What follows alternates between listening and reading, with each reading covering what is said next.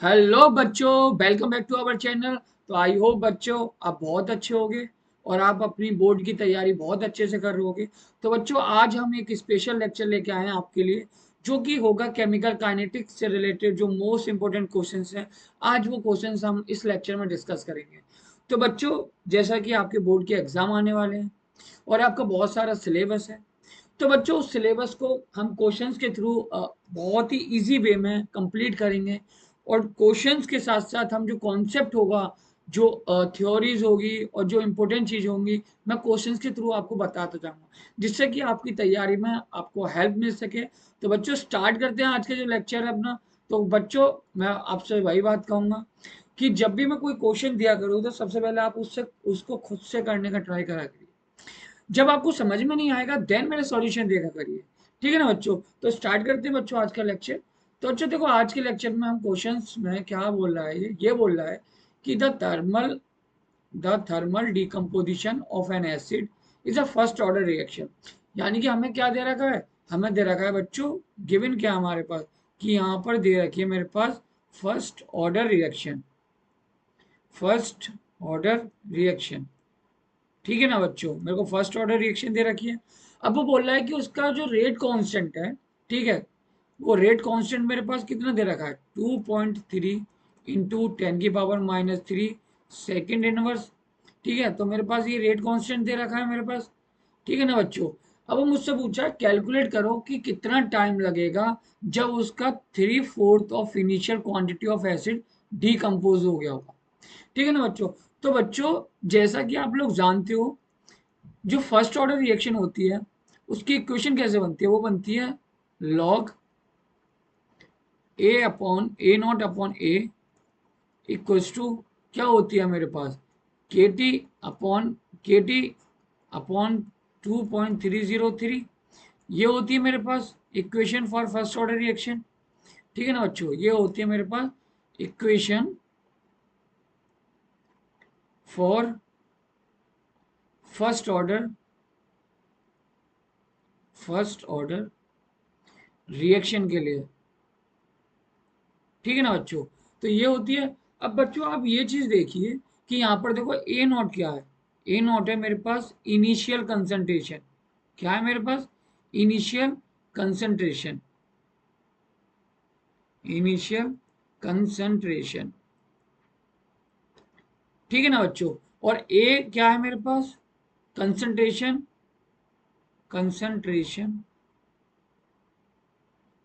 Eight concentration at time T. ठीक है ना बच्चों? तो ये मेरे पास इक्वेशन होती है। अब बच्चों देखो इसमें क्या दे रखा है, अब मुझको ना तो इनिशियल कंसंट्रेशन दे रखी है, ना ही मेरे पास टी टाइम पर जो कंसंट्रेशन है वो दे रखी है। तो बच्चों मैं इसको किस तरीके से करूंगा, तो बच्चों ये देखिए, इसमें मैं क्या करूंगा, एक फॉर्मूला और बनता है इसी से। ये जो बनता है वो बनता है K/T equals to 2.303 into log 1/1 - ठीक है बच्चों? अब देखो बच्चों यहाँ पर एफ क्या है। अब देखो के तो सबको पता है, के क्या है यहाँ पर, के यहाँ पर मेरे पास रेट कांस्टेंट। क्या है? Rate constant. और टी क्या है यहाँ पर, टी मेरे पास टाइम है यहाँ पर।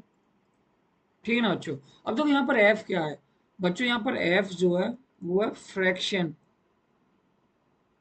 ठीक है, फ्रैक्शन। अब फ्रैक्शन कौन सा होता है, जो देखो यहाँ पर जो दे रखा है ना, 3/4 ऑफ इनिशियल क्वांटिटी। ठीक है, डीकम्पोज होने में, यानी जितना फ्रैक्शन मेरा डीकम्पोज हुआ है, फ्रैक्शन विच अंडरगो अंडरगोज डीकम्पोजिशन। ठीक है ना बच्चों? जो मेरे पास फ्रैक्शन डीकम्पोजिशन के अंडर को जाता है वो होती है मेरे पास एफ की वैल्यू। समझ गए ना बच्चों? अब देखो मेरे पास यहाँ पर एफ कितना दे रखा है, मेरे पास क्वेश्चन में एफ की वैल्यू दे रखी है कितना, 3/4 दे रखी है। ठीक है ना, 3/4 दे रखी है। अब ये वाली वैल्यू मैं यहाँ पुट करूंगा, मेरे पास आंसर आ जाएगा। तो मेरे को टाइम निकालना है ना, तो देखो टाइम टी इक्वल्स टू क्या आ जाएगा, 2.303 इंटू लॉग और देखो यहाँ पर मैं के नीचे आ जाएगा ना, तो यहाँ पर के की वैल्यू मैं पुट कर दूं यहाँ पर, तो के की वैल्यू कितनी है 2.3 इंटू 10⁻³ दे रखी है। देखो यहाँ पर के की वैल्यू दे रखी है बच्चों, ये रही के की वैल्यू मेरी, ठीक है ना बच्चों, ये मेरी के की वैल्यू दे रखी है। तो के की वैल्यू हो जाएगी 2.3 इंटू 10⁻³ लॉग, अब यहाँ पर देखो 1/1 माइनस एफ की वैल्यू कितनी है 3/4, तो यहाँ मैं 3/4 रख दूं, तो बच्चों ये मेरे पास सिंपल होके इक्वेशन बन गई। तो देखो यहाँ पर टी टाइम कितना निकल के आएगा, टाइम टी इक्वस टू, देखो यहाँ से इसको मैं कट कर सकता हूँ बच्चों, इसको काट सकता हूँ यहाँ से, तो यहाँ से मैंने इसको काट दिया, तो यहाँ से क्या बचेगा, ये ऊपर चला जाएगा, तो यहाँ ऊपर 3 हो जाएगा इंटू लॉग, अब देखो बच्चों इसको सॉल्व करोगे तो देखो यहाँ पर सॉल्व करने के बाद क्या आएगा 4 आ जाएगा, तो यहाँ पर मेरे पास क्या बनेगा 10⁻³ इंटू, यहाँ पर इस तरीके से हो जाएगा ना ये लॉग 2⁻², ठीक है, तो यहाँ से टाइम इक्वल्स टू कितना आ जाएगा, अब देखो 2 आगे आ जाएगा, और अगर 2 नहीं लेना, अगर मेरे को 4 की वैल्यू देखो यहाँ पर गिवन है ना लॉग 4 की, तो मैं डायरेक्ट लॉग 4 की वैल्यू पुट कर दूँ तो कितना आ जाएगा, वो आ जाएगा 0.6021 इंटू 10⁻³ ये आ जाएगा मेरे पास, और ये किस में आएगा सेकंड में आएगा, ठीक है ना, ये सेकंड में आएगा टाइम मेरे पास। तो यहाँ से कितना बना, यहाँ से बना मेरे पास 6.021 इंटू 10⁻² मेरे पास यहाँ पर टाइम आ जाएगा। इसका मतलब है कि जब मेरे पास 3/4 इनिशियल क्वांटिटी का जो एसिड है अगर डिकम्पोज हो चुका होगा, तो उसको और डिकम्पोज होने में कितना टाइम लगेगा, वो लगेगा मेरे पास 6.021 इंटू 10⁻² मेरे पास टाइम लगेगा उसको डिकम्पोज होने में। आई होप बच्चों आपको ये क्वेश्चन समझ आया होगा। देखो बच्चों इस क्वेश्चन को करते हैं, तो देखो बच्चों इस क्वेश्चन में क्या दे रखा है, देखो ये क्वेश्चन ना देखने में बड़ा लग रहा है, असलियत में ये बहुत ही इजी क्वेश्चन है, ठीक है ना बच्चों। आपको इस क्वेश्चन को समझने के लिए ना आपको थोड़ी सी डीप नॉलेज होनी चाहिए रिगार्डिंग द केमिकल काइनेटिक्स, ठीक है, जो भी आपने पढ़ा है, और आपकी ऑब्जर्वेशन अच्छी होनी चाहिए, ठीक है ना, तो आप ये क्वेश्चन ना चुटकियों में कर सकते हो। तो देखो बच्चों इस यहाँ पर एक रिएक्शन दे रखी है, मेरे पास एक रिएक्शन दे रखी है, और ये ना इसका मैकेनिज्म दे रखा है, ठीक है। अब इस मैकेनिज्म में ना कई सारे स्टेप इन्वॉल्व हैं, देखो ये मेरे पास एक स्टेप फर्स्ट दे रखा है बच्चों, ये मेरे पास स्टेप सेकंड दे रखा है, और ये मेरे पास स्टेप थर्ड दे रखा है। तो देखो यहाँ पर क्या होगा, अब मेरे को ना, अब देखो रिएक्शन को रेट, रिएक्शन दे रखी है, अब इस रिएक्शन का मेरे को रेट लिखना है। अब रेट लिखूंगा मैं कैसे लिखूंगा, अब देखो इसका मैकेनिज्म दे रखा है, तो देखो मैकेनिज्म में मेरे को क्या पता होना चाहिए कि जो मेरा स्लोएस्ट स्टेप होता है, जो मेरा स्लोएस्ट स्टेप होता है मैकेनिज्म के अंदर, वही मेरे पास आरडीएस होता है, और वही मेरे पास वही मेरा जो रिएक्शन होती है उसका रेट डिसाइड करता है। तो यहाँ पर देखो जो स्टेप फर्स्ट है ना, मेरे पास ये स्लो दे रखा है, यानी कि यही मेरे पास रिएक्शन का क्या हो जाएगा आरडीएस हो जाएगा, यानी कि ये यही रेट डिसाइड करेगा इस रिएक्शन का। तो यहाँ पर रेट कैसे लिख सकता हूँ मैं, रेट लिख सकता हूँ, रेट इक्वल्स टू क्या हो जाएगा के, रेट कांस्टेंट के इनटू, अब मैं मल्टीप्लाई क्या करूंगा, अब देखो जो स्लोएस्ट स्टेप में जो रिएक्टेंट मेरे पास है, ठीक है, वो यहाँ पर ये है मेरे पास, यही मॉलिक्यूल है ना, तो यही इसमें इन्वॉल्व होगा, तो यहाँ पर हो जाएगा A2, ठीक है। तो जो रिएक्टेंट साइड में जिस स्टेप में मेरे पास स्लोएस्ट स्टेप होती है, वही मेरे पास आरडीएस होता है, और उसमें जो रिएक्टेंट साइड में जो मॉलिक्यूल होता है, ठीक है, वही मेरे पास रेट लॉ में इन्वॉल्व होता है। तो देखो इस रिएक्शन का जो रेट हो जाएगा वो इस तरीके से लिख सकता हूँ मैं बच्चों, ठीक है ना बच्चों। तो इसको मैंने रेट लिख लिया। अब देखो इस रेट में मेरे पास A2 मॉलिक्यूल मेरे पास इन्वॉल्व है, ये मेरे पास रेट कांस्टेंट है, ठीक है, ये क्या है मेरे पास रेट कांस्टेंट है, ठीक है। अब देखो जी, ये जो मेरे पास मॉलिक्यूल इन्वॉल्व है रेट लॉ में, ठीक है, अब इसकी पावर कितनी है 1 है मेरे पास, ठीक है, ये मेरे पास एलिमेंट्री रिएक्शन होगी ना, ठीक है, अभी एलिमेंट्री रिएक्शन के अंदर, ठीक है, जो इसकी स्टोइकोमेट्री होगी वही इसकी पावर हो जाएगी। तो यहाँ पर देखो इसकी पावर कितनी है 1 है, अगर इसकी पावर 1 है तो बच्चों तो इसका ऑर्डर क्या हो जाएगा, इसका ऑर्डर हो जाएगा 1। तो इस क्वेश्चन का ऑप्शन नंबर कौन सा ठीक हो जाएगा, option number A is the correct answer of this question, ठीक है ना बच्चों। आई होप बच्चों आपको ये क्वेश्चन भी समझ में आया होगा। अपना नेक्स्ट क्वेश्चन करते हैं बच्चों। अब देखो बच्चों नेक्स्ट क्वेश्चन में क्या बोल रहा है, नेक्स्ट क्वेश्चन में बोल रहा है कि एक केमिकल रिएक्शन है मेरे पास, ठीक है, जो ए से बी की तरफ जा रही है। अब यहाँ पर ए मेरे पास रिएक्टेंट है, बी मेरे पास प्रोडक्ट है। अब ये इसमें ये बोला है कि ये देखा गया है कि जब ये रिएक्शन हो रही है, ठीक है, तो देखो ए से बी मेरे पास बन रहा है, ठीक है। तो यहाँ पर कुछ ना कुछ रेट इन्वॉल्व होगा, तो इसका रेट कैसे लिखूंगा मैं? अब मेरे को इसका ऑर्डर नहीं पता ना, तो मैं इसको इस तरीके से लिख सकता हूँ, इसको इस तरीके से लिख सकता हूँ। तो ये मेरे पास क्या हो गया, जनरल वे हो गया लिखने का रेट लॉ का, ठीक है, general way of writing rate law, writing rate law, ठीक है ना बच्चों, मैंने ये लिख लिया। अब देखो बच्चों, यहाँ पर क्वेश्चन के अकॉर्डिंग मेरे को दे रखा है कि it was observe that the rate of reaction double when the reaction of A is increase 4 times, ठीक है ना। अब देखो यहाँ पर मैंने इसको मान लिया आर, ठीक है। अब जब मैंने क्या काम करा, जब मैंने कंसंट्रेशन उसकी 4 टाइम कर दी, तो जो रेट था मेरे पास, रेट ऑफ रिएक्शन था, तो वो कितना बढ़ गया, वो 2 टाइम्स हो गया। तो ये क्या हो जाएगा, 2R हो जाएगा, इक्वल्स टू ए के इंटू, अब इसकी मैंने कंसंट्रेशन 4 टाइम कर दी ना, तो 4A, इसकी पावर मेरे पास n हो जाएगी।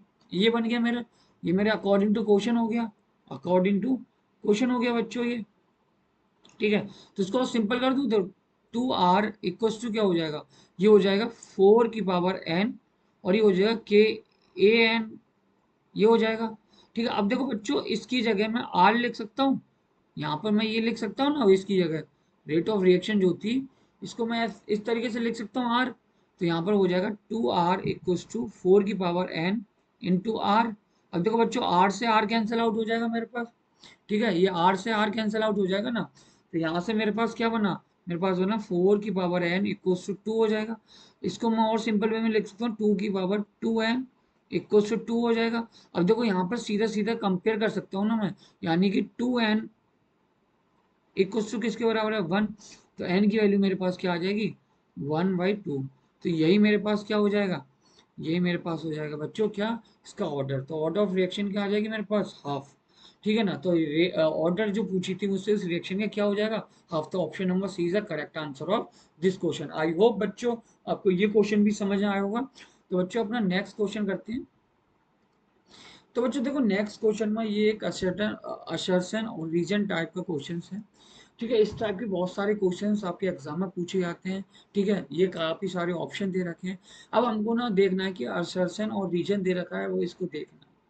तो बच्चों देखो, असर्शन में क्या बोला है, असर्शन में बोला है कि ये बोला है कि rate constant increase with increase in temperature. हाँ सही बात है कि जो रेट कांस्टेंट होता है, जो रेट कांस्टेंट होता है मेरे पास, रेट कांस्टेंट के, ठीक है, वो इंक्रीज होता है, ठीक है, ऑन इंक्रीजिंग द टेम्परेचर। अगर जैसे जैसे मैं टेम्परेचर इंक्रीज करूंगा, मेरे पास रेट कांस्टेंट इंक्रीज होता है। तो मेरे पास असर्शन क्या हो गया, हाँ ठीक है, असर्शन मेरे पास ट्रू हो गया इससे। तो यहाँ से असर्शन ट्रू हो गया मेरे पास, तो ये मेरे पास ट्रू हो गया। अब देखो बच्चों, रीजन में क्या देखा, रीजन में देखा है increasing the temperature the substance increases the fraction of molecule with which collide with energy greater than activation energy। अब देखो बच्चों, जब मेरे पास प्रोडक्ट फॉर्म हो रहा होता है ना, ठीक है, तो जब प्रोडक्ट फॉर्म हो रहा होता है, जब मेरे पास प्रोडक्ट फॉर्म हो रहा होता है, तो वहां पर क्या होता है, जो रिएक्टेंट्स के मॉलिक्यूल्स होते हैं ना, जो रिएक्टेंट्स के मॉलिक्यूल होते हैं, जो मेरे पास रिएक्टेंट्स होते हैं ना, रिएक्टेंट्स के जो मॉलिक्यूल्स होते हैं, वो मेरे पास क्या करते हैं, कोलाइड करते हैं, आपस में क्या करते हैं, मेरे पास कोलाइड करते हैं। कि जब कोलाइड करते हैं और जब उनका कॉलिजन मेरे पास क्या हो जाता है, कॉलिजन जब मेरे पास उसका इफेक्टिव हो जाता है, ठीक है। अब कॉलिजन इफेक्टिव होने के लिए मेरे पास दो कंडीशन होती है, मेरे पास प्रॉपर प्रॉपर ओरिएंटेशन होना चाहिए, ठीक है ना बच्चों, प्रॉपर ओरिएंटेशन होना चाहिए, और उसका प्रॉपर एनर्जी फैक्टर होना चाहिए, प्रॉपर, ठीक है, एनर्जी फैक्टर होना चाहिए, ठीक है ना, एनर्जी फैक्टर। अगर जब मेरे पास ये दो कंडीशन सेटिस्फाई हो जाती है, तो वहां पर मेरे पास कॉलिजन क्या होता है, इफेक्टिव होता है। फिर वहां से मेरे पास क्या बनता है, वहां से मेरे पास बनता है प्रोडक्ट, ठीक है। तो बच्चों देखो, हाँ सही बात है कि जब मैं टेम्परेचर बढ़ाता हूँ ना, तो सब्सटेंस जो होते हैं, वो उसके जो फ्रैक्शंस होते हैं, जो मॉलिक्यूल्स के, वो कोलाइड करते हैं इफेक्टिवली, जिनकी energy greater than activation energy से ज़्यादा होती है, और वो प्रोडक्ट फॉर्म करते हैं। और जब वो प्रोडक्ट फॉर्म करेंगे तेजी से, तो उसका रेट भी तो क्या हो जाएगा, इंक्रीज हो जाएगा ना बच्चों, ठीक है ना। तो ये रीजन भी क्या हो गया मेरे पास, तो रीजन भी इसका क्या हो गया, करेक्ट हो गया, तो रीजन भी करेक्ट हो गया। और रीजन जो है मेरे पास इज द, ठीक है, क्या हो जाएगा, is the correct explanation, correct explanation, correct explanation of the assertion। ठीक है ना बच्चों, तो ये हो जाएगा। तो इसमें ऑप्शन नंबर कौन सा करेक्ट हो जाएगा, तो option number A is the correct, both assertion and reason are true and reason is the correct explanation of assertion A. ठीक है ना बच्चों, आई होप बच्चों आपको ये भी क्वेश्चन समझ में आया होगा। तो अपना नेक्स्ट क्वेश्चन करते हैं। तो देखो बच्चों, नेक्स्ट क्वेश्चन में क्या दे रखा है मेरे पास, इसमें बोला है कि हाइड्रोलिसिस करा रहा हूँ मैं सुक्रोज का। ठीक है, अब वहां पर हाइड्रोलिसिस हो रहा है सुक्रोज का, तो ये मेरे पास केमिकल रिएक्शन दे रखी है। और अगर ये केमिकल रिएक्शन दे रखी है तो इस केमिकल रिएक्शन के बेस पे मेरे को क्या बताना है, ये 3 क्वेश्चंस दे रखे हैं, उनके मेरे को आंसर बताना है। तो बच्चों देखो मेरे पास जैसा कि दे रखा है कि C12O22 C12H22O11, और यहाँ पर मेरे पास क्या रखा है, H2 एक्सिस में दे रखा है मेरे पास। ठीक है ना बच्चों, एक्सिस में दे रखा है। और ये किसकी प्रेजेंस में करा रहा है, एक एसिड कैटालिसिस रिएक्शन है ये। ठीक है, तो यहां से ये बना मेरे पास। अब देखो बच्चों, ये चीज ना देखने में सेम लग रही है, लेकिन इसमें एक होता है मेरे पास क्या, फ्रैक्टोज। ठीक है, और एक होता है मेरे पास क्या, ग्लूकोज। ठीक है ना बच्चों, दोनों की फॉर्मूले क्या होते हैं, सेम होते हैं। ठीक है ना। अब बच्चों यहाँ पर ये जो दे रखी है, अब ये रिएक्शन दे रखी है, अब यहाँ इसको देख के मेरे को क्या लिखना है, रेट लॉ लिखना है। तो सबसे पहले मेरे को क्या लिखना है, इसका रेट लॉ लिखना है। ठीक है, रेट लॉ इक्वेशन लिखनी है मेरे पास। ठीक है, तो मैं यहाँ से लिख सकता हूँ कि रेट इक्वल्स टू के इंटू, अब देखो यहाँ पर बच्चों ये जो ना, अब देखो इसको यहाँ पर ये दो स्पीसीज मेरे पास इन्वॉल्व हो रही है ना, तो ये मेरे पास स्पीसीज इन्वॉल्व हो रही है, तो इसको ऐसे लिख सकता हूँ मैं, C12H22O11, और यहाँ पर H2 मेरे पास एक्सिस में दे रखा है। ठीक है, अब बच्चों अगर मेरे पास H2 एक्सिस में दे रखा है, इसका मतलब ये एज अ सॉल्वेंट की तरह काम कर रहा है, सॉल्वेंट की तरह। यानी कि इसकी जो कंसंट्रेशन होगी मेरे पास, यहाँ पर लिख दूं कि कंसंट्रेशन जो होगी मेरे पास H2O की, ठीक है, वो क्या रहेगी, रिमेन कांस्टेंट रहेगी। क्या रहेगी, रिमेन कांस्टेंट। ठीक है ना, बिकॉज, क्यों, because water water acts as solvent here. ठीक है ना बच्चों, यहाँ पर सॉल्वेंट की तरह काम करेगा, यानी कि इसकी कंसंट्रेशन क्या रहेगी, यहाँ पर सेम रहेगी, कांस्टेंट रहेगी। ठीक है, तो इसको मैं क्या करूँगा, अब मैं इसका जो रेट हो जाएगा, तो वो अब इस तरीके से आएगा कि रेट इक्वल्स टू, अब मैं इसको लिख दूंगा के डैश, अब और यहाँ लिख दूंगा C12H22O11। ठीक है ना बच्चों, तो मेरे पास ये रेट बनेगा। ठीक है ना, ये रेट बनेगा। अब देखो बच्चों, यहाँ पर मुझसे पूछा है कि मोलिकुलरिटी क्या होगी इसकी, और ऑर्डर ऑफ रिएक्शन क्या होगा। तो देखो जो यहाँ पर जो होगी, अब देखो ये मेरे पास था, मेरे पास ये बन के आया था, लेकिन हमें पता था कि यहाँ पर H2 क्या रहेगा, एक्सिस में दे रखा है। तो अगर ये एक्सिस में दे रखा है मेरे पास वाटर, तो ये एज ए सॉल्वेंट की तरह काम करेगा, तो इसकी रिएक्शन, इसकी जो कंसंट्रेशन है वो कांस्टेंट रहेगी। तो ये मेरे पास रेट लॉ बन के आया। अब रेट लॉ में क्या हो जाएगा, अब दूसरी देखो ये रेट लॉ आया, अब दूसरा क्वेश्चन पूछा है मैं इसको कि मॉलिक्यूलरिटी बतानी है और ऑर्डर ऑफ रिएक्शन बताना। तो यहाँ पे देखो मॉलिक्यूलरिटी क्या हो जाएगी, मॉलिक्यूलरिटी क्या हो जाएगी, तो मॉलिक्यूलरिटी होती है कि कितने नंबर ऑफ मॉलिक्यूल्स जो है मेरे पास वो कोलाइड कर रहे हैं। ठीक है, जिसमें कि मेरे पास कॉलिजन के बाद प्रोडक्ट फॉर्म हुआ है। ठीक है ना, तो यहाँ पर देखो, यहाँ पर दो मॉलिक्यूल मेरे पास रिएक्शन में दे रखे हैं। मेरे पास यहाँ पर वाटर भी दे रखा है, और मेरे पास यहाँ पर क्या दे रखी है, सुक्रोज दे रखी है। तो यहाँ पर दो मॉलिक्यूल है, तो मेरी मॉलिक्यूलरिटी क्या हो जाएगी, 2 हो जाएगी बच्चों। और जो ऑर्डर निकालता हूँ, ठीक है, ये मेरे पास क्या आता है, ये मेरे पास थ्योरेटिकली टर्म होता है, थ्योरेटिकली टर्म होता है, जो कि मैं सिर्फ रिएक्शन देख के बता सकता हूँ। लेकिन जो मेरा ऑर्डर आएगा ना, ऑर्डर जो होता है वो मेरे पास एक्सपेरिमेंटली आता है। क्या आता है मेरे पास, वो मेरे मैं एक्सपेरिमेंटली आता है, मेरे पास एक्सपेरिमेंटली आता है। ठीक है ना, तो देखो एक्सपेरिमेंटली करने के बाद, जो एक्सपेरिमेंट करने के बाद ये जो मेरे लॉट वो रेट लॉ बनाता है, ये बना था ना मेरे पास एक्सपेरिमेंटली। तो यहाँ पर जो मेरे पास देखो, इस ये वाली स्पेसी है जो इन्वॉल्व है मेरे रेट लॉ में, और ये वाली स्पेसी अगर मेरे पास रेट लॉ में इन्वॉल्व है, और इसकी पावर कितनी है, 1, तो इसका ऑर्डर क्या हो जाएगा, मेरे पास ऑर्डर हो जाएगा इसका 1। ठीक है ना बच्चों। तो यहाँ पर ये वो इसका मॉलिक्युलरिटी हो जाएगी 2 और ऑर्डर हो जाएगा इसका 1। अब तीसरा क्या बोल रहा है, तीसरा बोल रहा है कि इस टाइप की रिएक्शन को हम क्या बोलते हैं। देखो, देखने में मेरे पास ये सेकंड ऑर्डर रिएक्शन लग रही है, लेकिन जब मैंने एक्सपेरिमेंटली देखा तो ये मेरी कैसी बन रही थी, फर्स्ट ऑर्डर बन गई। देखो देखने में मेरे पास ये कैसी बन रही है, देखने में ये मेरे पास देखो सेकंड ऑर्डर लग रही है ना ये, क्योंकि दो मॉलिक्यूल इसमें इन्वॉल्व, दो स्पीशीज इन्वॉल्व है मेरे पास, तो देखने में मेरे पास ये सेकंड ऑर्डर रिएक्शन है। लेकिन जब मैंने एक्सपेरिमेंटली देखा तो ये फर्स्ट ऑर्डर रिएक्शन थी। तो इस टाइप की रिएक्शन को क्या बोलता हूँ मैं, इसको बोलता हूँ मैं सूडो फर्स्ट ऑर्डर रिएक्शन। तो यहाँ से तीसरे का आंसर क्या बन जाएगा, वो बन जाएगा pseudo first order reaction. First order reaction, pseudo first order reaction. ठीक है ना बच्चों। तो आई होप बच्चों आपको ये क्वेश्चन भी समझ में आया होगा। तो अपना नेक्स्ट क्वेश्चन करते हैं बच्चों। तो नेक्स्ट क्वेश्चन में क्या दे रखा है बच्चों, ये मेरे पास दे रखा है कि इन आर्हीनियस इक्वेशन।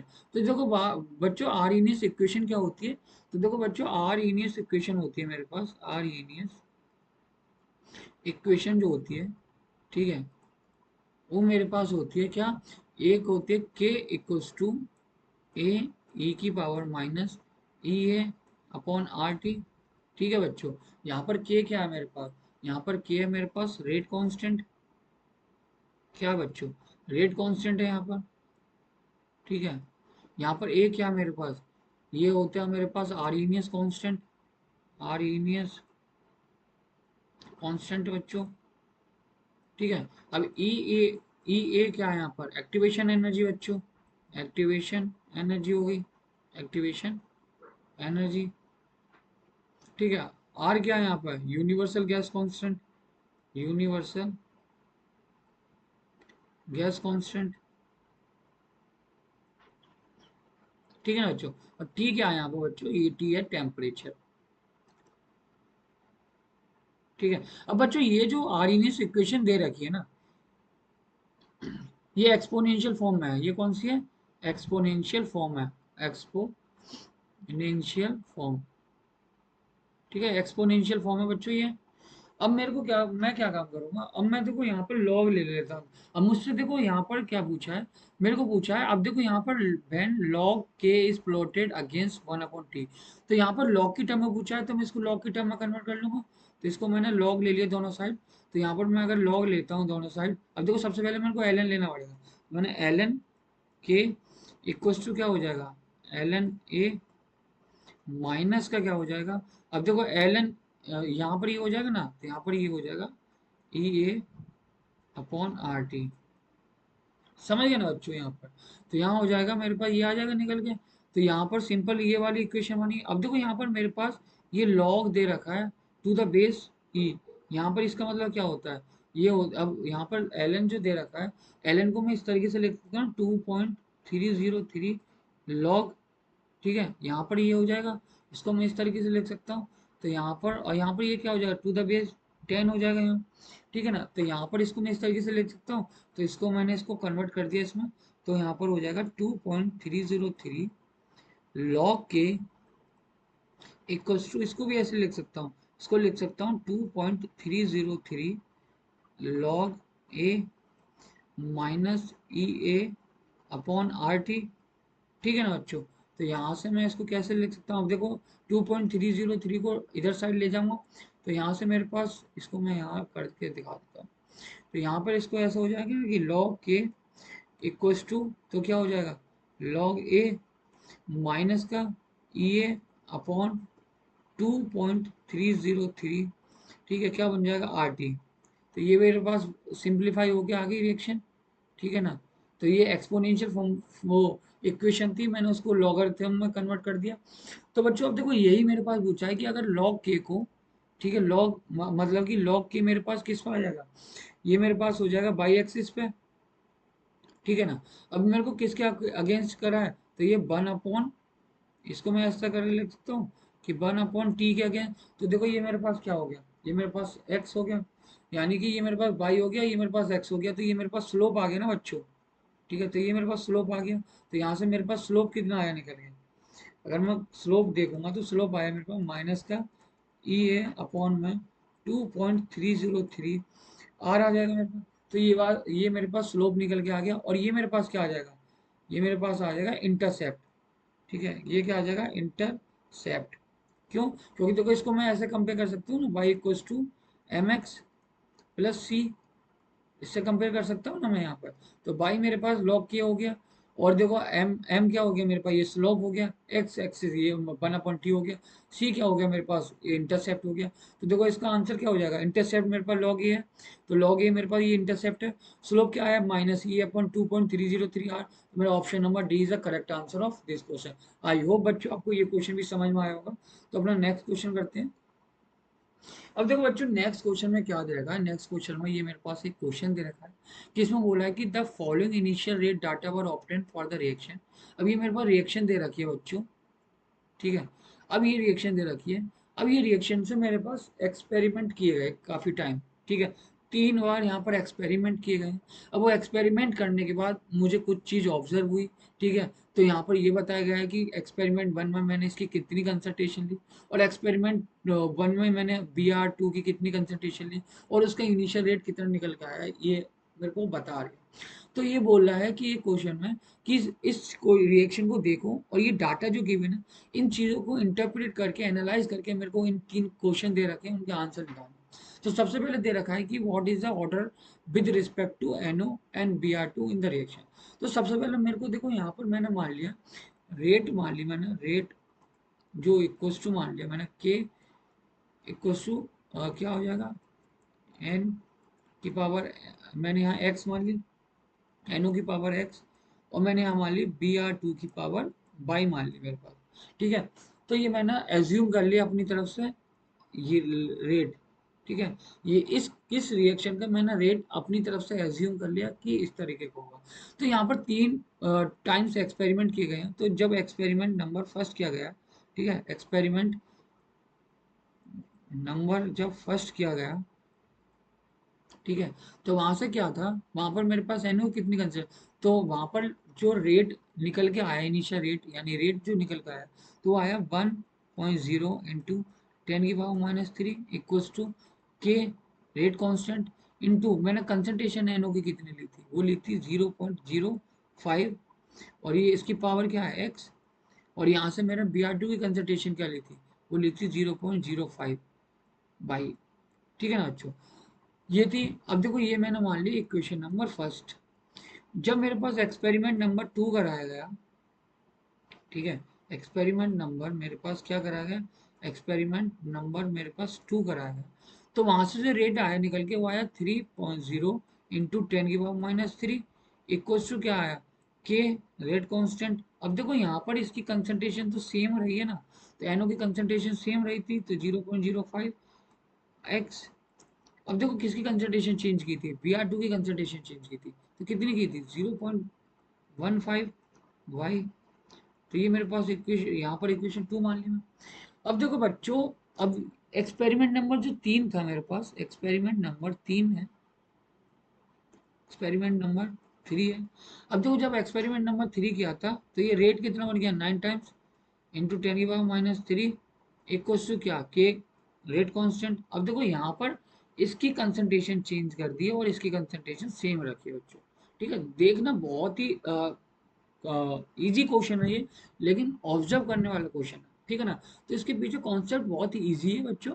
तो इतना बड़ा क्वेश्चन देख के आप डरिए मत ही, आप अपने ऊपर विश्वास रखिए, ये क्वेश्चन बहुत ईजी है, आपकी जो तैयारी है उसके अकॉर्डिंग आप ये क्वेश्चन अच्छे से कर पाएंगे, ठीक है। तो देखो बच्चों यहाँ पर ही आ जाएगा 0.15, ठीक है। तो यहाँ पर इसकी कंसंट्रेशन Br2 की सेम रखी, इसकी पावर एक्स थी और इसकी पावर वाई थी। तो देखो बच्चों मेरे पास 3 इक्वेशन बनी। अब देखो मैं क्या करूंगा, देखो पहली इक्वेशन और दूसरी इक्वेशन में मैं ये देखता हूँ कि पहली इक्वेशन में मेरे पास NO की कंसंट्रेशन सेम रह रही है। तो मैं क्या काम करूंगा, मैं इसको इक्वेशन नंबर 2, इक्वेशन नंबर 2 को अगर मैं डिवाइड कर देता हूँ इक्वेशन नंबर 1 से, ठीक है, तो मेरे पास देखो क्या निकल के आ जाएगा, यहाँ पर देखो करते हैं इसको, तो ये हो जाएगा 3 इंटू 10⁻³ अपॉन में क्या हो जाएगा 10⁻³ इक्वल्स टू क्या हो जाएगा मेरे पास। तो देखो रेट कांस्टेंट तो सेम ही रहेगा, अगर टेम्परेचर गिवन, टेम्परेचर सेम दे रखा है, तो अगर सेम टेम्परेचर पर रेट कांस्टेंट सेम रहता है तो रेट कांस्टेंट सेम रहेगा बच्चों। तो यहाँ पर लिखूंगा मैं के 0.05 की पावर x, ठीक है। और यहाँ पर क्या हो जाएगा, ये हो जाएगा, डिवाइडेड बाई करूँगा क्या, k 0.05 x, ठीक है। और यहाँ से क्या हो जाएगा 0.05 बाई। तो देखो बच्चों यहाँ से देखो ये कैंसिल आउट हो जाएगा पूरा टर्म, ये कैंसिल आउट होगा, और यहाँ से ये वाला कैंसिल आउट हो जाएगा। इसका मतलब मेरे पास क्या आया निकल के, मेरे पास आया 0.15 बाई, और यहाँ से मेरे पास आया कितना 0.05 बाई इक्वल्स टू 3 आ जाएगा। ठीक है ना बच्चों। अब देखो इसको सिंपल मैं कर सकता हूँ इस तरीके से, ये हो जाएगा 0.15 डिवाइडेड बाई 0.05। और देखो यहाँ से मैं क्या करूँगा, यहाँ से मैंने डेसिमल हटाया, तो यहाँ 100 से मल्टीप्लाई करा, और इसको भी हटा दिया मैंने इस तरीके से, और इसकी पूरी की पावर बाई इक्वल टू 3, 100 से 100 कैंसिल, और ये 5 3 टाइम्स कट जाएगा ना, तो यहाँ से मेरे पास ये आया मेरे पास कितना, तो ये आएगा मेरे पास 3 इंटू 15/5 बाई 15/5 की पावर बाई, तो यहाँ से मेरे पास क्या आ जाएगा 3 इक्वल्स टू 3 की पावर बाई। तो देखो ये कंपेयरिंग करने पर मेरे पास बाई की वैल्यू कितनी आ गई बच्चों, बाई की वैल्यू आ गई मेरे पास 1। ठीक है ना। तो यानी कि मेरे से पूछा था कि जब बी आर टू की रिस्पेक्ट में इसका ऑर्डर क्या होगा, तो ये बी आर टू की रिस्पेक्ट में इसका ऑर्डर हो जाएगा 1 निकल के आ जाएगा। ठीक है ना बच्चों। अब आगे सॉल्व करते हैं। अब देखो यही मेरे पास क्या था, अब देखो मैं तीसरे को, जो इक्वेशन 3 थी, अगर मैं उसको डिवाइड कर देता हूँ 1 से, तो देखो बच्चों यहाँ पर देखना कि यहाँ पर जब मैं एक्सपेरिमेंट 1 और एक्सपेरिमेंट 3 में जाता हूँ, तो देखो यहाँ पर इसकी कंसंट्रेशन क्या रखी कि बी आर टू की कंसंट्रेशन सेम रखी, सिर्फ किसकी कंसंट्रेशन चेंज कर दी, एनओ की कंसंट्रेशन चेंज कर दी। तो यहाँ पे मेरे पास क्या बनेगा 9 इंटू 10⁻³ अपॉन क्या हो जाएगा 10⁻³ इक्वल्स टू क्या हो जाएगा के एन, एनओ कितना चेंज किया था, एनो चेंज किया मेरे पास ये, तो यहाँ से क्या करा 0.15 की पावर x बाई कितना था 0.05 की पावर बाई डिवाइडेड बाई क्या करेंगे के 0.05 की पावर x, और यहाँ पर क्या आ जाएगा 0.05 की पावर बाई। देखो बच्चों यहाँ से ये कैंसिल आउट हो जाएगा, के से के कैंसिल आउट हो जाएगा, यहाँ से ये कैंसिल आउट हो जाएगा, तो यहाँ से मेरे पास ये आ जाएगा, तो ये आ जाएगा मेरे पास 9 इक्वल्स टू क्या आ जाएगा, ये हो जाएगा मेरे पास 0.15 अपॉन में 0.05 की पावर मेरे पास x हो जाएगी। तो यहाँ से ये कितने 3 टाइम्स कर जाएगा, तो यहाँ से आ जाएगा कि 9 इक्वल्स टू 3 की पावर x। अब इसको कैसे लिख सकता हूँ मैं, इसको लिख सकता हूँ 3 इंटू 2 इक्वल्स टू 3 की पावर x। तो यहाँ से x कितना आ जाएगा मेरे पास, x आ गई 2। यानी कि जो मुझसे पूछा था कि ऑर्डर बताओ, तो ऑर्डर, ठीक है, विद रिस्पेक्ट टू, ठीक है, एनओ, वो कितना आ जाएगा मेरे पास, वो आ गया 2। और मुझसे पूछा था कि order with respect to B R two, वो कितना आएगा, वो 1 आ गया। तो ये मेरे पास निकल के आ गया, जो फर्स्ट क्वेश्चन दे रखा था उसका आंसर आ गया मेरे पास ये निकल के। अब देखो बच्चों दूसरा क्वेश्चन क्या बोल रहा है, जो दूसरा पार्ट है इसका वो क्या बोल रहा है कि कैलकुलेट करो रेट कांस्टेंट। तो देखो मेरे पास रेट लॉ निकल के आ गया, तो यहाँ से मैं ये कर सकता हूँ ना, तो ये इस तरीके से लिख सकता हूँ ना मैं। अब मैंने देखो यहाँ से ना, अब कोई सी भी मैं एज्यूम कर सकता हूँ अपनी तरफ से, तो मान के चलिए बच्चों मैंने ये वाली रिएक्शन ले लिया, एक्सपेरिमेंट 1 ही ले लिया, तो यहाँ से ये हो जाएगा ना कि 1.0 इंटू 10⁻³ इक्वल्स टू क्या हो जाएगा के, और एनओ की कंसंट्रेशन कितनी देखिए 0.5, और इसकी अब देखो इसका ऑर्डर कितना था 2 था, तो 2 लिख लिया मैंने, और 0.05 बी आर टू की दे रखी है, और इसका ऑर्डर क्या था 1। तो यहाँ से मैं आराम से निकाल सकता हूँ के की वैल्यू क्या आ जाएगी, के की वैल्यू आ जाएगी 10⁻³ डिवाइडेड बाई, अगर बच्चों मैं इसको मल्टीप्लाई करता हूँ, ठीक है, तो 0.05 इंटू 0.05, ठीक है, ये आ जाएगा, और मैं इसकी मल्टीप्लाई करता हूँ 0.05 से। तो बच्चों देखो यहाँ पर डिवाइड करने के वो मल्टीप्लाई करने के बाद कितना है 0.0000125 आ जाएगा। ठीक है। तो यहाँ से मेरे पास के क्या आ जाएगा निकल के, तो यहाँ यहाँ आ जाएगा मेरे पास के, अगर मैं देखो इसको डिवाइड करता हूँ, ठीक है, तो 1 डिवाइडेड बाई 0.000125 125। तो अच्छा यहाँ से क्या आया मेरे पास निकल के, यहाँ से मेरे पास ये आ जाएगा × 10⁻³ और यहाँ पर देखो इसका ऑर्डर क्या हो जाएगा, तो इसकी इस तरीके से लिख सकता हूँ ना, मोल्स पर लीटर की पावर, यहाँ पर क्या हो जाएगा -2 सेकेंड इनवर्स। ठीक है ना, तो यहाँ से मेरे पास के कितना आ गया, के आ गया मेरे पास 8। ठीक है, क्या आ जाएगा लीटर स्क्वायर, ठीक है, मोल सेकेंड इनवर्स, ये आ जाएगा ना मेरे पास। ठीक है, तो यहाँ से मेरे पास रेट कांस्टेंट पूछा था, तो रेट कांस्टेंट की मेरे पास ये वैल्यू आ गई, तो रेट कांस्टेंट आ गया मेरे पास बच्चों, निकल गई है। तो रेट कांस्टेंट आ गया। अब मेरे से तीसरा क्वेश्चन क्या पूछा है, तीसरा क्वेश्चन पूछ रहा है कि रेट ऑफ रिएक्शन बताओ जब मेरे पास एनओ की, ठीक है, और बी आर की कंसेंट्रेशन ये है, एनओ की कंसेंट्रेशन मेरे पास ये है और ये बी आर टू की कंसेंट्रेशन, तब मेरे पास रेट ऑफ रिएक्शन क्या होगा वो बताना है। तो बच्चों देखो मेरे पास रेट ऑफ रिएक्शन भी दे रखी है। ठीक है, अब मेरे पास रेट ऑफ रिएक्शन बतानी है जब मेरे पास कंसंट्रेशन क्या है। देखो मैं इसको रफ कर दूं बच्चों, तो मैं रफ कर देता हूँ।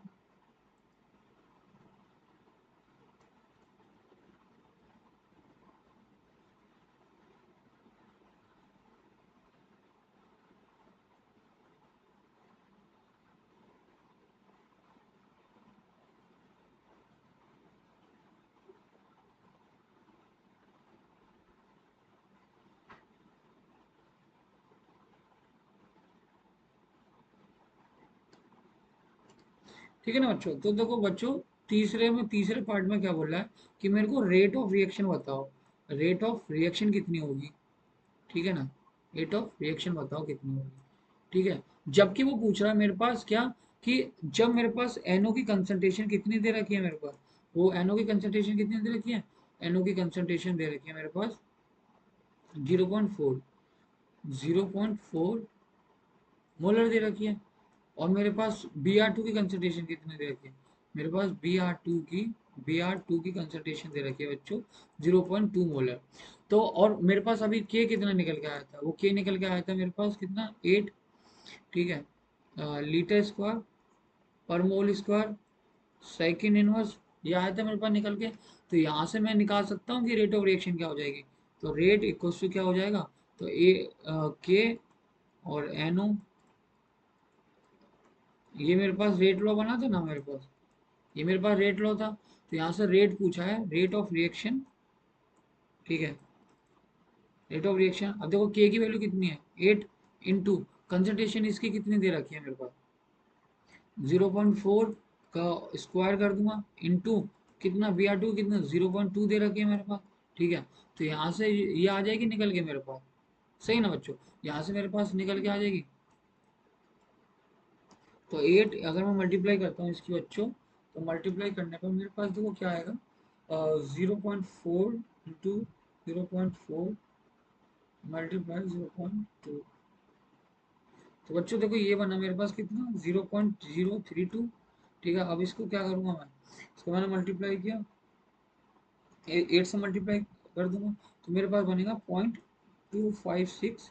ठीक है, ये आ जाएगा मेरे पास rate of reaction, rate of reaction. ठीक है, ये क्या आ जाएगी मेरे पास, ये आ जाएगी मोलर, ठीक है, मोलर पर सेकेंड, पर सेकेंड। ठीक है ना, ये आ जाएगी मेरे पास। और इसको मैं कैसे लिख सकता हूँ, इसको ऐसे लिख सकता हूँ 2.56 इंटू 10⁻⁻1 मोलर पर सेकेंड। ठीक है ना बच्चों, ये आ जाएगी मेरे पास निकल के। आई होप बच्चों आपको ये क्वेश्चन भी समझ में आया होगा। तो अपना नेक्स्ट क्वेश्चन करते हैं बच्चों। तो देखो बच्चों नेक्स्ट क्वेश्चन में क्या दे रहा था, नेक्स्ट क्वेश्चन में मेरे पास ये गिव, तो देखो बच्चों इस क्वेश्चन में क्या दे रखा है, इसमें बोला है कि एक केमिकल रिएक्शन है, ठीक है, आर से जो पी में जा रही है, वो बोल रहा है कि the variation in the concentration R versus time plot is given. अब देखो ये प्लॉट दे रखा है बच्चों, अब मुझसे पूछा है कि प्रेडिक्ट करो कि ऑर्डर क्या होगा रिएक्शन का, and write the unit of rate constant के for this order of reaction. तो बच्चों देखो यहाँ पर ये जो होती है ना, ये जो आता है निकल के, ये ऐसा जो ग्राफ होता है वो आता है मेरे पास किसका, जीरो ऑर्डर रिएक्शन का। किसका आता है बच्चों, जीरो ऑर्डर रिएक्शन का। ठीक है ना, अगर जीरो ऑर्डर रिएक्शन जो होती है, देखो जीरो ऑर्डर रिएक्शन कैसी होती है, मान के चलो अगर मेरे पास आर से पी जा रहा है, ठीक है, तो यानी कि D R upon D T equals to क्या हो जाएगा, ठीक है, माइनस के हो जाएगा बच्चों। तो यहाँ से मैं क्या काम करूँगा, डी आर इक्वल्स टू क्या हो जाएगा, माइनस के डी टी। ठीक है, अब मैं इसको क्या करूँगा, इंटीग्रेट कर दूंगा।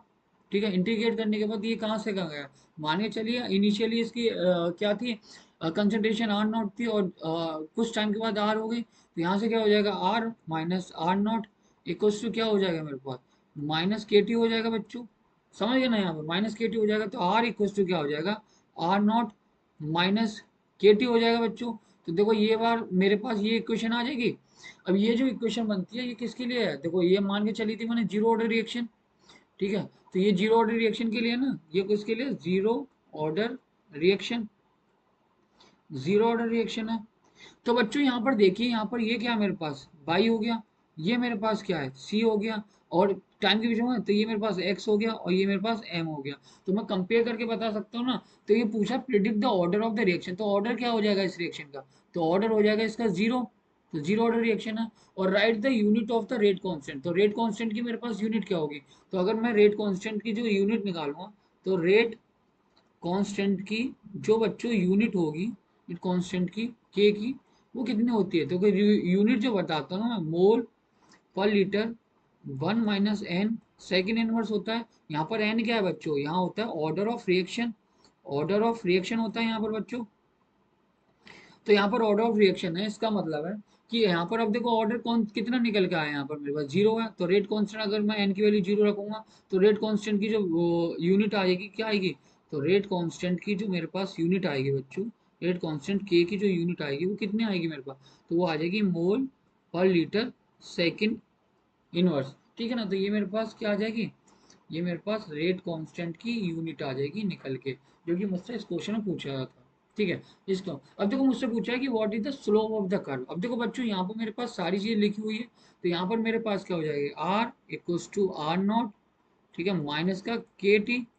तो यहाँ पर देखो ये मेरे पास स्लोप आ जाएगा ना, तो के माइनस का के जो मेरे पास है वो स्लोप आ जाएगा। तो स्लोप जो बनेगा मेरे पास, अब देखो बच्चों स्लोप कैसे निकालते हैं, अगर देखो यहाँ से एक चीज पता होगी ना आपको, ठीक है, यहाँ से मैं इस तरीके से ये हो जाए ना, एम एक्स प्लस सी हो गया यहाँ पर, तो सी मेरे पास देखो आर है यहाँ पर, ठीक है, सी क्या है, आर नॉट है यहाँ पर, और ये एक्स क्या है मेरे पास, टी है, तो एम एम क्या आ जाएगा, तो एम इक्वल्स टू क्या आ जाएगा, माइनस के, और ये मेरे पास स्लोप है। तो जो मेरे पास स्लोप पूछा था कि इस रिएक्शन का स्लोप क्या होगा, तो ये मेरे पास स्लोप निकल के आ जाएगा बच्चों।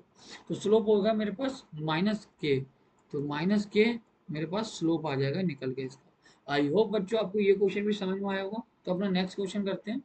तो जो नेक्स्ट क्वेश्चन में बच्चों आपको दे रखा है कि the addition of catalyst during a chemical reaction alter which of the following quantities of the reaction. तो उससे पूछ रहा है कि कोई केमिकल रिएक्शन हो रही है, मान के चलिए मेरे पास कोई केमिकल रिएक्शन हो रही है।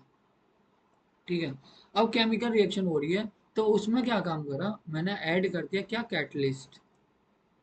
ठीक है, कैटलिस्ट ऐड कर दिया, तो वो मुझसे पूछ रहा है कि एंथैल्पी में क्या होगा, एक्टिवेशन एनर्जी में क्या होगा, और एंट्रोपी में क्या होगा, और इंटरनल एनर्जी। तो बच्चों कैटलिस्ट करने पर जो होता है ना, वो एक्टिवेशन एनर्जी को अल्टरनेट करता है। तो कैटलिस्ट, कैटलिस्ट ओनली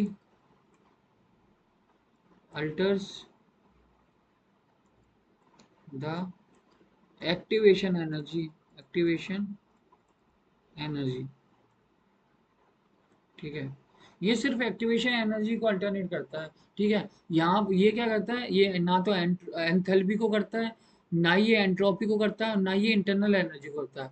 ये जो अल्टर करता है केमिकल रिएक्शन में, वो करता है एक्टिवेशन एनर्जी को। तो इस क्वेश्चन का ऑप्शन नंबर क्या हो जाएगा, B is the correct answer of this question. ठीक है, आई होप बच्चों आपको ये चीज भी समझ में आई होगी। अपना नेक्स्ट क्वेश्चन करते हैं। अब देखो बच्चों जीरो ऑर्डर रिएक्शन, मान के चलिए ये रिएक्शन दे रखी है मेरे पास, ए से प्रोडक्ट बनना है, और बोल रखा है कि ये जीरो ऑर्डर रिएक्शन है।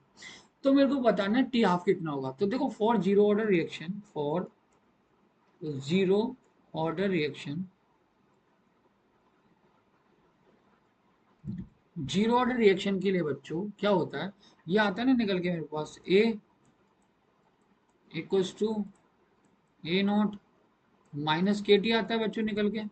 अब देखो मेरे से पूछा टी हाफ पर क्या होगा। देखो यहाँ पर टी हाफ पर जो होती है, ठीक है, यहाँ पर कंसंट्रेशन जो होगी ना, यहाँ पर ए, वो किसके बराबर हो जाएगी, ए नॉट डिवाइडेड बाई 2 हो जाएगी।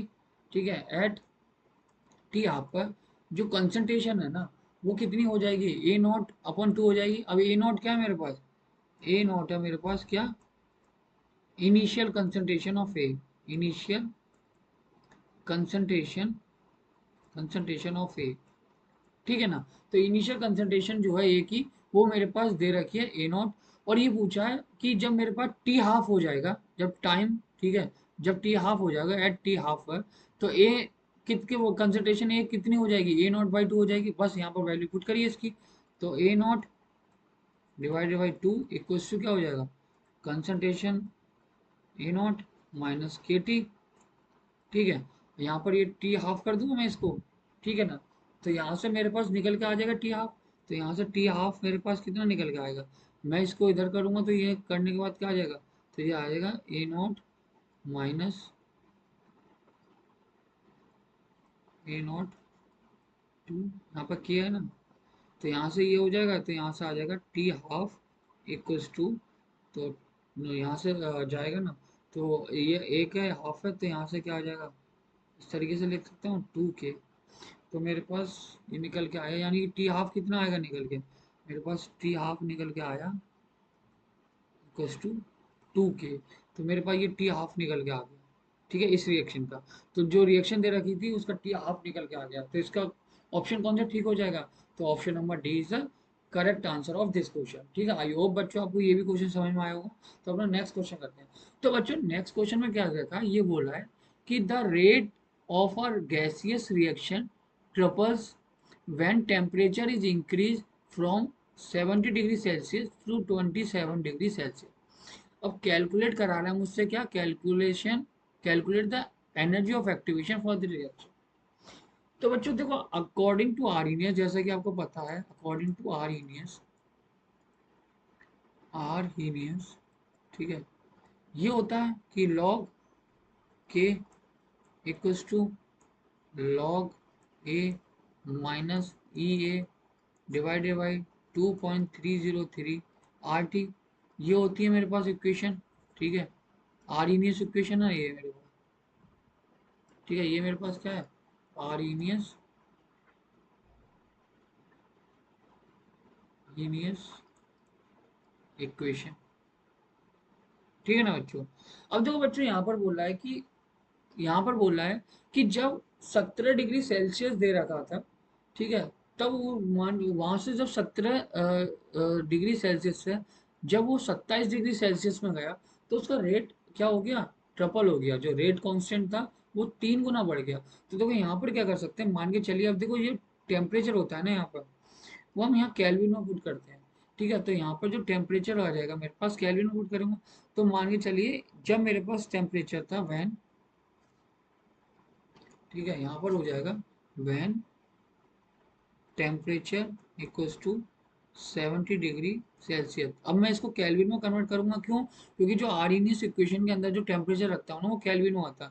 तो केल्विन में मेरे पास टेम्परेचर क्या आ जाएगा, वो आ जाएगा 273 प्लस 70।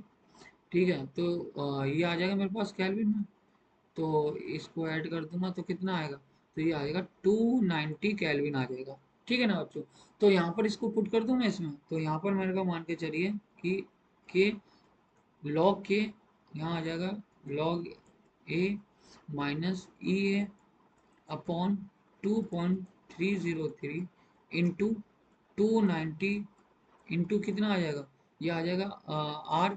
ठीक है, और यहाँ पर आर की वैल्यू मैं अभी पुट नहीं कर रहा, सिर्फ इस तरीके से लिख रहा हूँ। ठीक है ना, तो यहाँ पर मेरे पास ये आगे निकल गए।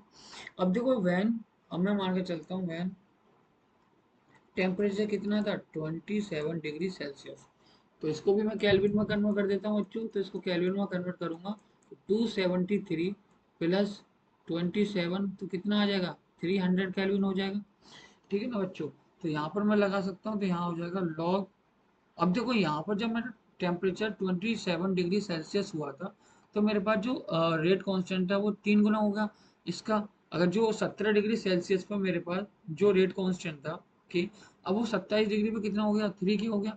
तो यहाँ 3 के पुट कर दूंगा मैं, 3 के इक्वल्स टू क्या हो जाएगा मेरे पास, लॉग ए माइनस ई है डिवाइडेड बाई 2.303 आर इंटू कितना हो जाएगा 300 केल्विन हो जाएगा।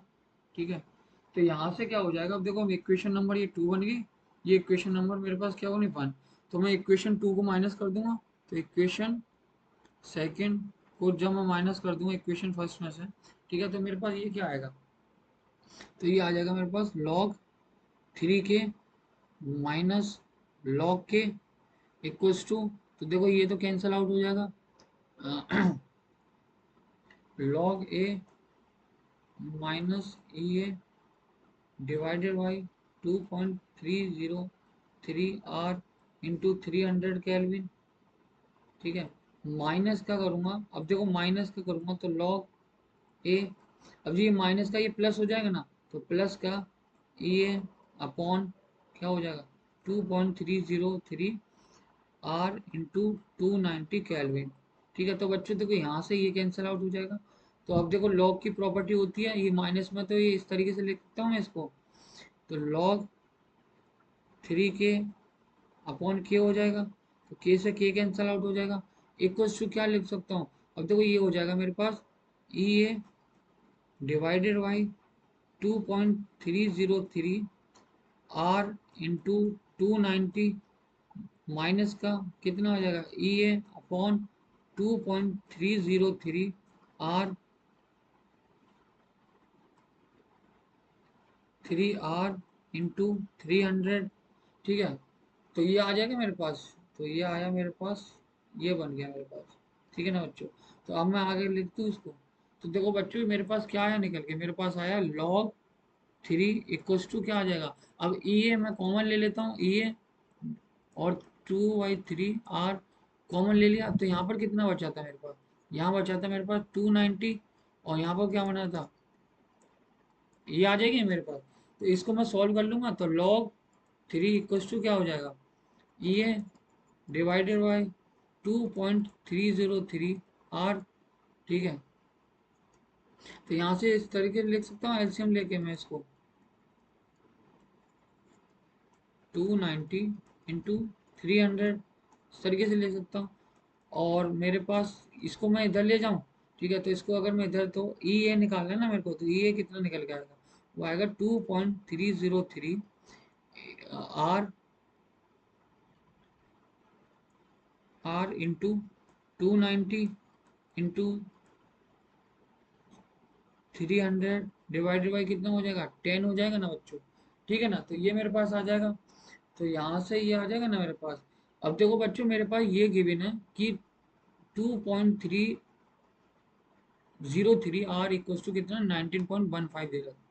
ठीक है, तो यहाँ पर मैं क्या काम करूँ, और देखो बच्चों हाँ ये भी तो है ना मेरे पास मल्टीप्लाई में log 3 तो रहेगा ये, तो बच्चों देखो मेरे पास क्या दे रखा है, मेरे पास 2.303 आर की वैल्यू गिवन है मेरे पास, इक्वल्स टू कितना दे रखा है, ये मेरे पास दे रखा है कितना 19.15 19.15 जूल पर केल्विन, जूल पर केल्विन। ठीक है, पर मोल, ये मेरे पास गिवन है। ठीक है, और मेरे पास log 3 की वैल्यू कितनी दे रखी है, log 3 की वैल्यू कितनी दे रखी है, log 3 की वैल्यू रखी है 0.48, ये मेरे पास डाटा गिवन है मेरे पास। ठीक है ना, तो ये डाटा मेरे पास गिवन है। ठीक है ना बच्चों, तो ये डाटा गिवन है, मैं यहाँ पे पुट कर दूँ सीधे सीधे, तो ई ए मेरे पास इक्वल्स टू निकल के आ जाएगा, तो इसकी जगह मैं पुट कर दूँ, तो इसकी जगह मैं पुट कर दूँगा 19.15। ठीक है, और इंटू 290 इंटू 300।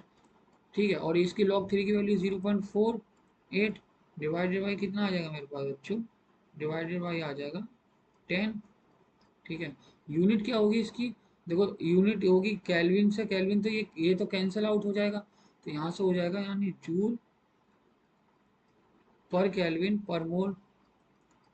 ठीक है ना, और देखो बच्चों यहाँ पर ये आ जाएगा मेरे पास, नीचे जो रखूंगा, ठीक है, यहाँ पर इस तरीके से केल्विन में आएगा, तो केल्विन से केल्विन कैंसिल आउट हो जाएगा, यहाँ पर केल्विन आएगा ना, ये केल्विन में था ना टेम्परेचर, तो केल्विन से केल्विन कैंसिल हो जाएगा, तो यहाँ से मेरे पास अगर मैं कैलकुलेट करूंगा बच्चों इसको, तो बच्चों इसको कैलकुलेट करिए। तो जब मैं इसको कैलकुलेट करूँगा,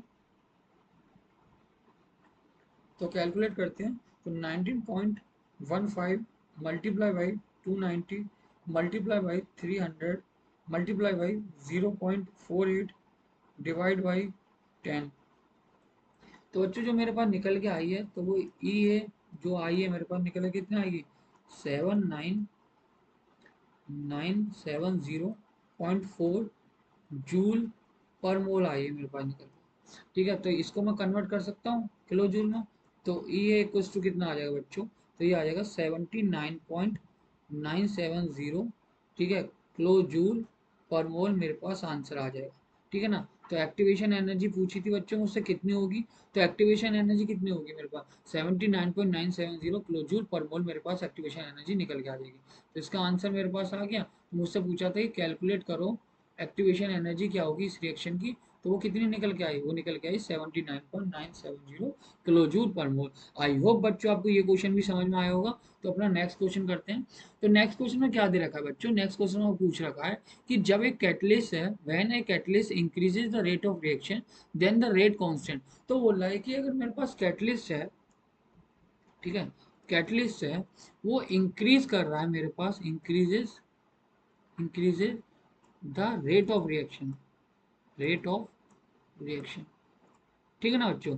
तो वो मुझसे पूछ रहा है कि मेरे पास रेट कांस्टेंट पर क्या फर्क पड़ेगा। तो बच्चों जो रेट कांस्टेंट होता है ना, रेट कांस्टेंट, रेट कांस्टेंट ये जो होता है only depends upon the temperature, the temperature.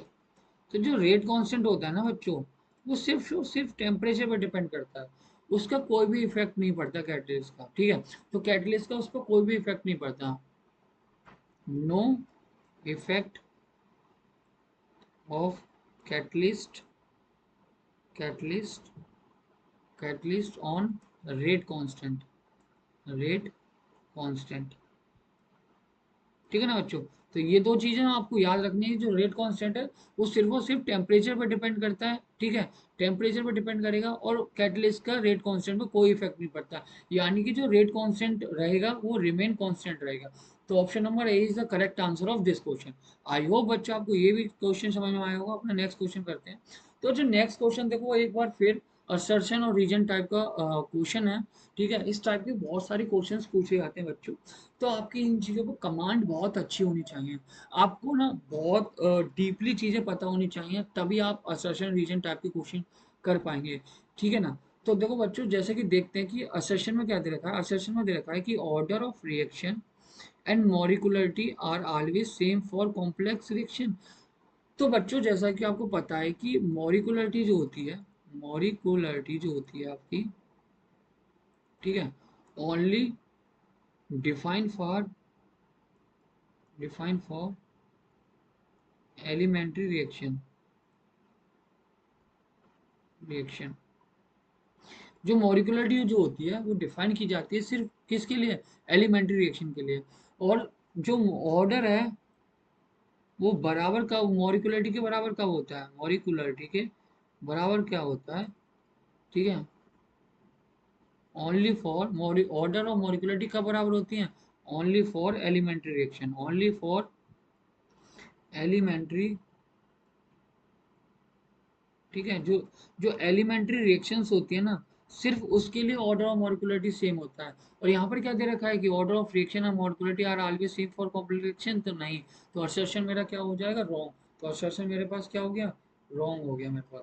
दूसरा, order is determine experimentally and molecularity is applicable only for elementary reaction. तो हाँ, तो मॉलिक्यूलरिटी जो है वो डिफाइन की जाती है सिर्फ एलिमेंट्री रिएक्शन के लिए, और ऑर्डर जो होता है मेरे पास वो एक्सपेरिमेंटली डिफाइन किया जाता है। ठीक है ना। तो मेरे पास रीजन क्या हो गया, करेक्ट हो गया।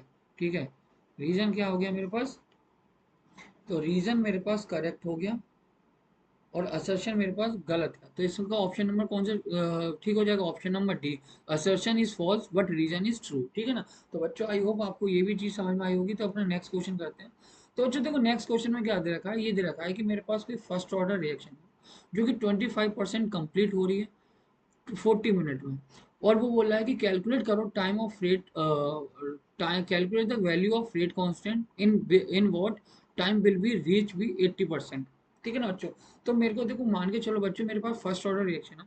तो फर्स्ट ऑर्डर रिएक्शन को किस तरीके से लिखता हूँ? तो फर्स्ट ऑर्डर रिएक्शन इस तरीके से लिखता हूँ ना मैं, के टी इक्वस टू 2.303, ठीक है, लॉग, ठीक है, यहाँ पर लॉग हो जाता है, तो लॉग हो जाता है मेरे पास ए नॉट डिवाइडेड बाई क्या हो जाता है, ये हो जाता है।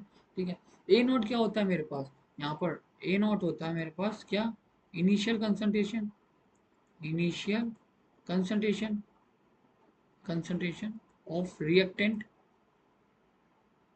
ठीक है ना बच्चों। और मेरे पास जो ए होती है, ये होती है concentration, concentration, concentration at time T, at time T. तो एट टाइम टी पर कंसंट्रेशन होती है। और यहाँ पर के क्या होता है मेरे पास, के होता है रेट कांस्टेंट, रेट कांस्टेंट होता है। और टी क्या है यहाँ पर, टी दे रखा है मेरे पास टाइम। ठीक है ना बच्चों। तो देखो बच्चों, पहला मेरे को बोल रखा है कि 25% कंप्लीट हो गया। तो मान के चलिए, अगर मेरे पास इनिशियली मैंने इसकी जो कंसंट्रेशन थी वो मैंने 100 मान ली, और जब वो 40 आफ्टर, आफ्टर 40 मिनट्स, ठीक है, आफ्टर 14 मिनट्स, तो 14 मिनट्स के बाद मेरे पास क्या हो गया, जो ए बचा, अब देखो 25% तो कंप्लीट होगी बच्चों, तो कितना बचा होगा, 75% बचा होगा। तो इनिशियली अगर मैंने 100% माना था, और 25% मेरे पास कंप्लीट हो गया 40 मिनट में, तो बचा कितना, 75 बचा होगा। तो यहाँ पर मैं के निकाल सकता हूँ। तो के की वैल्यू कितनी आ जाएगी, के इक्वल्स टू 1/t, और इंटू, इस तरीके से ऐसे लिखते हैं कि 2.303 टी, और लॉग ए नॉट अपॉन ए आ जाएगी।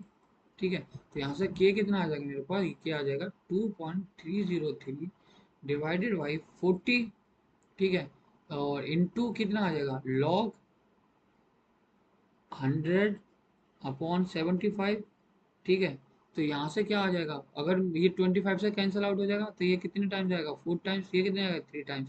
ठीक है, तो यहाँ से के इक्वल टू कितना आया मेरे पास, 2.303 इंटू लॉग 4/3 डिवाइडेड बाई कितना, 40, और ये आ जाएगा मेरे पास मिनट इनवर्स में। ठीक है ना। तो रेट कांस्टेंट की वैल्यू मेरे पास ये आ जाएगी यहाँ से। अब देखो बच्चों, मैं ना आपको कुछ इंपॉर्टेंट लॉग की वैल्यूज बता रहा हूँ, आप वो ना वैल्यू अच्छे से याद कर लीजिए। ठीक है ना। तो मैं लॉग की आपको कुछ वैल्यूज बता रहा हूँ जो आप अच्छे से याद कर लीजिए। ठीक है, तो मैं इसको रफ कर देता हूँ, इसको मैं रफ कर देता हूँ।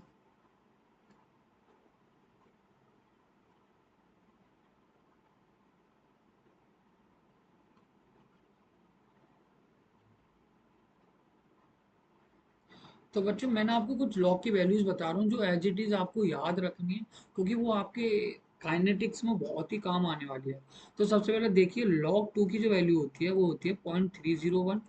ठीक है, और जो लॉग थ्री की जो वैल्यू होती है वो होती है 0.477। और जो लॉग फोर की वैल्यू होती है वो होती है 0.602। ठीक है, और जो लॉग फाइव की वैल्यू होती है मेरे, वो कितनी होती है, 0.699 होती है। जो लॉग सिक्स होती है मेरे पास, वो कितना होता है, वो होता है 0.774। और जो लॉग सेवन की जो वैल्यू होती है, ठीक है, और ये सारी की सारी बेस 10 पर है। ठीक है, बेस 10 पर है, याद रखना है, बेस 10 पर है। जब लॉग टू द बेस 10 होगा देन तभी है, तो 0.84 हो जाता है। और जब लॉग मेरे पास 10 टू द बेस 10 जब 8 होता है तो कितना हो जाता है, वो हो जाता है मेरे पास 0.903 हो जाता है। और जब लॉग मेरे पास टू द बेस 10 9 होता है मेरे पास, वो कितना होता है, 0.9, ठीक है, 954 ये होता है। और लॉग मेरे पास 10 टू द बेस 10 वो कितना होता है, वो 1 होता है मेरे पास। ठीक है ना। तो बच्चों, आप ये ना एज इट इज याद रखना। ठीक है ना। Log two to the base 10 equal to कितना होता है, 0.301। Log three to the base 10 equal to कितना होता है, 0.477।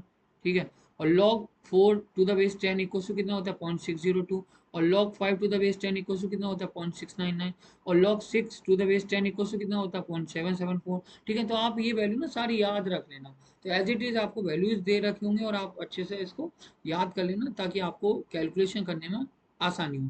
ठीक है, तो यहाँ से k निकाल सकता हूँ मैं बच्चों। तो यहाँ से k मेरे पास कितना आ जाएगा निकल के, आ जाएगा 2.303 डिवाइडेड बाई 4।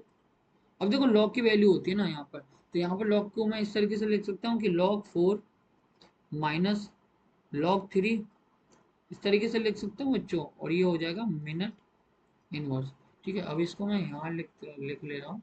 यहाँ से k इक्वल्स टू आ जाएगा मेरे पास 2.303 इंटू log 4 की वैल्यू कितनी थी, log 4 की वैल्यू थी 0.60। ठीक है, 0.60 दे रखी है यहाँ पर। और माइनस करूंगा log 3 की वैल्यू कितना, 0.48 दे रखी है, और डिवाइडेड बाई कितना हो जाएगा मेरे पास 40। समझ ना बच्चों, तो यहाँ से k की वैल्यू कितनी आ जाएगी, k की वैल्यू आ जाएगी। अब देखो यहाँ से इसको सॉल्व करता हूँ मैं बच्चों। तो सॉल्व करने के बाद 2.303 60 माइनस 0.48, तो बच्चों यहाँ से देखो ये आ जाएगी ना 2.303 इंटू 0.12 डिवाइडेड बाई 40।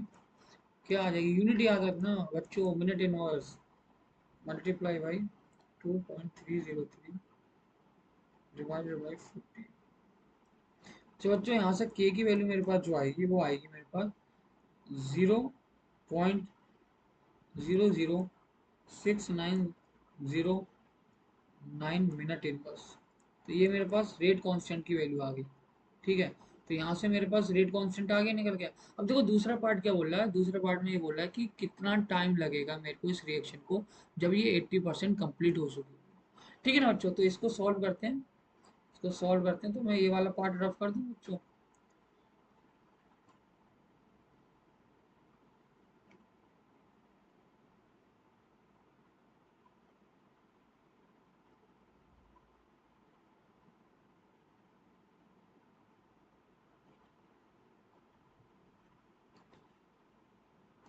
तो बच्चों देखो ये वाला पार्ट मैंने रफ कर दिया, तो यहाँ सॉल्व कर लेता हूँ। अब वो पूछ रहा है कि मेरे पास कितना टाइम लगेगा, टाइम।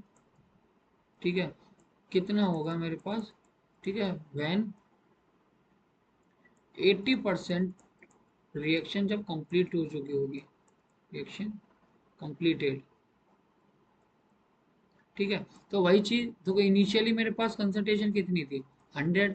जब 80% मेरी जा चुकी होगी यानी कि 20% बचा होगा, तो ए नॉट कितना हो जाएगा मेरे पास 20 बचेगा। तो यहाँ से वही लगा दो, टाइम मेरे को पूछा है तो टाइम टी जो आएगा निकल के वो कितना आएगा, तो वो आ जाएगा मेरे पास कितना 2.303 इंटू लॉग 5। ठीक है, ये हो जाएगा ना, अगर मैं इसको ऐसे लिख सकता हूँ ना, ये हो जाएगा।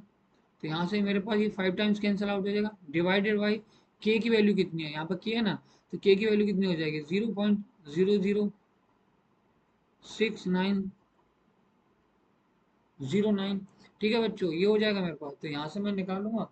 तो देखो यहाँ से करता हूँ, तो ये देखो ये हो जाएगा ना कि 2.303 इंटू लॉग 5 की वैल्यू कितनी दे रखी है 0.69 दे रखा है, 0.69 डिवाइडेड बाई कितना दे रखा है, देखो ये होता है 0.00609। ठीक है ना, तो देखो बच्चों अब देखो बच्चों मैं इसको ऐसे लिख सकता हूँ ना, तो ये हो जाएगा मेरे पास 2.303 इंटू 0.69 डिवाइडेड बाई 0.00609। तो ये मेरे पास कितना आएगा, तो टाइम निकल के आ गया बच्चों मेरे पास, टाइम कितना आगे निकल गया, टाइम निकल के आ गया 230 मिनट। ठीक है ना, तो कितना टाइम लगेगा 230 मिनट मेरे पास टाइम लगेगा इसको कंप्लीट होने के लिए। आई होप बच्चों आपको ये क्वेश्चन भी समझ में आया होगा। तो बच्चों नेक्स्ट क्वेश्चन करते हैं। तो बच्चों नेक्स्ट क्वेश्चन में देखो क्या दे रखा है, नेक्स्ट क्वेश्चन में दे रखा है मेरे पास कि अगर मेरे पास इफेक्टिव कॉलिजन हो रहा है, कि in effective collision colliding molecule must have, तो कोलाइडिंग मॉलिक्यूल के पास क्या होना चाहिए, देखो देखो जो रिएक्टेंट्स के मॉलिक्यूल होते हैं ना, रिएक्टेंट्स के जो मॉलिक्यूल्स होते हैं, रिएक्टेंट्स के जो मॉलिक्यूल्स होते हैं मेरे पास, वो क्या करते हैं, वो कोलाइड करते हैं आपस में। अब कोलाइड करेंगे, ठीक है, तो वहां पर जो कॉलिजन होना चाहिए ना, वो कैसा होना चाहिए, इफेक्टिव कॉलिजन होना चाहिए। कैसा होना चाहिए, effective collision for product formation. Product formation यानी प्रोडक्ट फॉर्मेशन के लिए इफेक्टिव कॉलिजन होना चाहिए मेरा। ठीक है, तो इफेक्टिव कॉलिजन के लिए मेरे पास दो कंडीशन है। ठीक है, तो कंडीशंस, ठीक है, इसको मैं यहाँ लिख लूँ, यहाँ लिख लेता हूँ। Condition, conditions for effective collision, effective collision. तो इफेक्टिव कॉलिजन के लिए मेरे पास कंडीशन क्या होनी चाहिए, पहला जो कंडीशन है, पहली है मेरे पास कि प्रॉपर ओरिएंटेशन होना चाहिए, उसका प्रॉपर ओरिएंटेशन होना चाहिए, ओरिएंटेशन होना चाहिए। तो प्रॉपर ओरिएंटेशन होना चाहिए। दूसरा है मेरे पास कि एनर्जी फैक्टर, ठीक है, क्या होना चाहिए, proper energy factor, proper proper energy factor, proper energy factor. ठीक है ना बच्चों, प्रॉपर एनर्जी फैक्टर का मतलब क्या, कि threshold energy, threshold energy, threshold energy होनी चाहिए मॉलिक्यूल के पास, ताकि वो प्रॉपर ओरिएंटेशन के साथ और प्रॉपर एनर्जी के साथ जब वो कोलाइड करेंगे तभी वो प्रोडक्ट फॉर्म कर पाएंगे। क्यों, क्योंकि तब कॉलिजन कैसे होगा, मेरे पास इफेक्टिव कॉलिजन होगा। ठीक है ना, तो इस क्वेश्चन का ऑप्शन नंबर कौन सा सही हो जाएगा, option number D is the correct answer of this question. I hope बच्चों आपको ये लेक्चर अच्छे से समझ में आया होगा। अपना ये लेक्चर हम यहीं रोक रहे हैं। ठीक है, जो भी मोस्ट इंपोर्टेंट क्वेश्चंस बन सकते थे इस चैप्टर से, मैंने अपने इस लेक्चर में करा दिए। ठीक है, अगर आपको कोई भी कहीं भी कोई डाउट आता है तो प्लीज़ आप हमें कमेंट करके बताइए, ताकि हम आपकी जो डाउट है उसको क्लियर कर सकें। ठीक है ना बच्चों, तो आपको ये लेक्चर पसंद आया होगा। ठीक है, तो बच्चों ये लेक्चर अब यहीं एंड करते हैं। Thank you, have a nice day.